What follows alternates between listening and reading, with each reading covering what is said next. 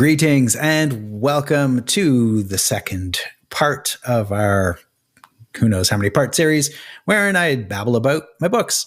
Today we are going to look at Beyond Redemption, which is the second novel I wrote and would turn into the second novel published. So today, this time, I'm not going to crop this video down, so you get to look at all that fun background, messy shit behind me. You'll see my weight bench there. Which does not serve as a weight bench because that would require effort, but instead is holding the guitar I am currently rebuilding for my daughter. That's a Hondo Les Paul copy I bought, I think, in 1984 for about $200. And I'm currently putting new pickups in, doing a total rebuild on it. So, yay, that's fun. Then there's, all that other shit back there. I should probably tidy up. Anyway, Beyond Redemption. Let's get to the point. All right. So in the previous video, I talked about 88, which was the first novel I ever actually managed to finish writing. I learned a ton in the editing process, all about tense and POV, and really how to tell a story cohesively.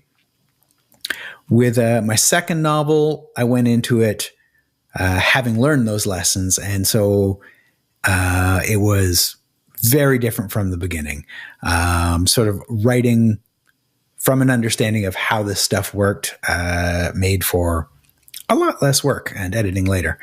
From the beginning, this novel felt very different. For one thing, having written 88 and having finished it, I now knew I could, in fact, finish a novel, which removed a ton of doubt and pressure. So when I started Beyond Redemption, I knew beyond any doubt that I was going to finish, that was kind of nice. This was also the first time I was writing a book that was me. 88 was very much Snow Crash. It was me trying to rip off Neil Stephenson, right from the from the research level to even the tone and the prose. It was very much me trying to be Neil Stephenson.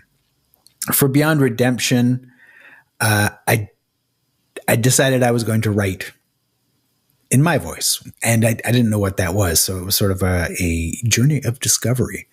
So this was the first time I wasn't trying to write like somebody else, which is not to say the book did not have influences, because it very much did.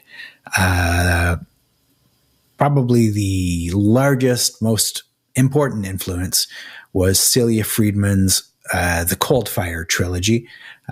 Book one, Black Sun Rising, I think was published in 1991. I read that in 92 or 93. One of the main ideas for the Cold Fire trilogy was that humanity existed in this reality that was responsive to their thoughts and beliefs. That concept stuck with me for decades. And when it came time to write Beyond Redemption, I was still very much thinking about that. I'd largely forgotten about the Cold Fire trilogy, so it wasn't a case of me thinking, oh, I'm going to rip off that idea. It wasn't until sort of after I'd written it that I realized what I had done. But that is still where the idea came from. I wanted to take that responsive reality idea and twist it somewhere a little different, though. Thinking about a reality that's responsive to faith and belief, sort of turned into contemplating a reality that would react to everything we believe, like superstition, everything.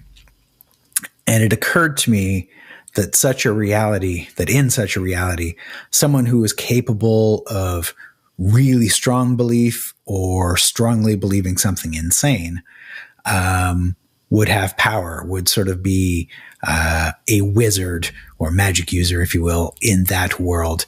And so the insane became powerful. And I loved that idea, and I just ran with it.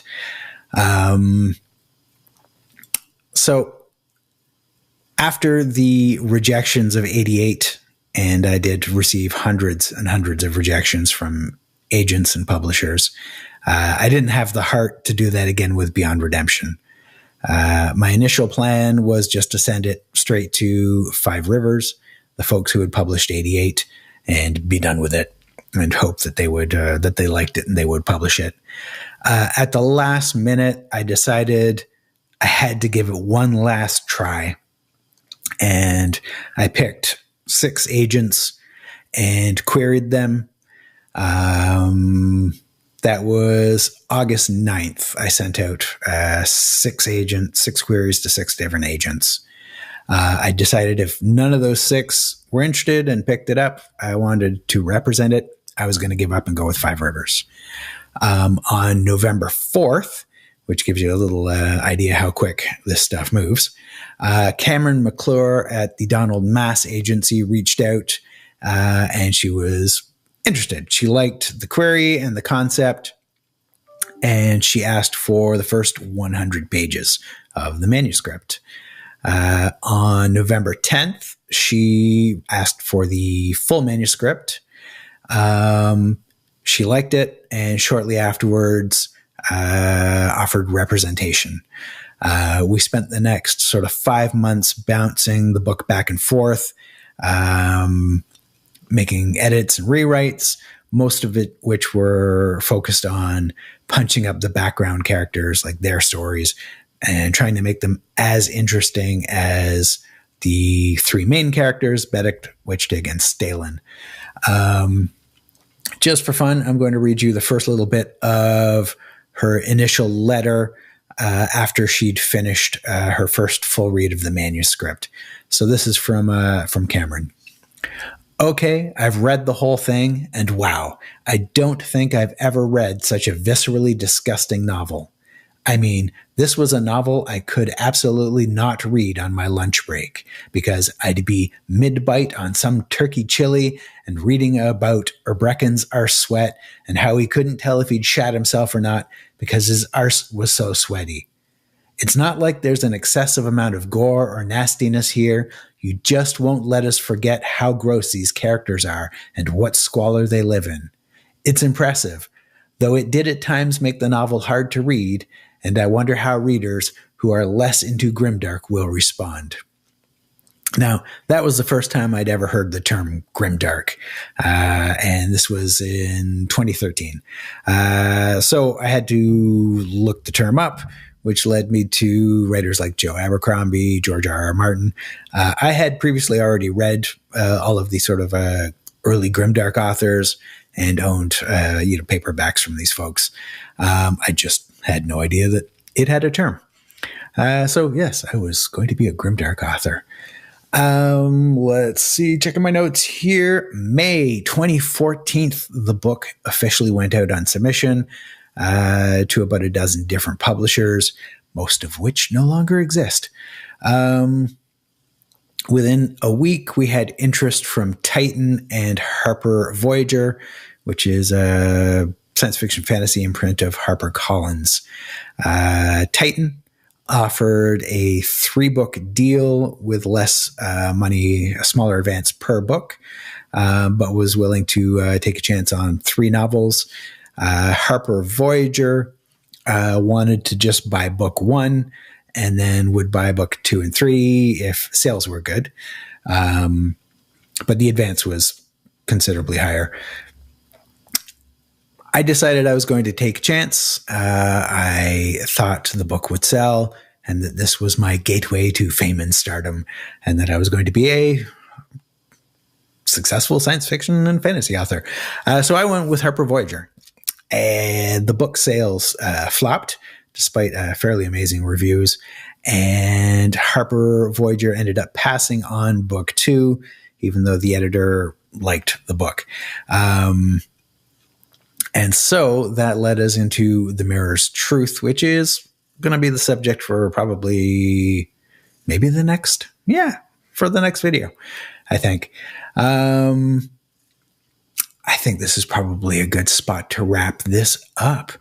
If you have any questions about Beyond Redemption or any of my other books, you can reach out to me on all the usual social media things. There will be links in the show notes, as well as my Patreon and all that stuff if you feel like supporting an otherwise starving author. Yeah, I'm always around and happy to chat with folks. So I hope you're all doing well, and join me again probably next week, where I babble about the mirror's truth. All right, take care, folks.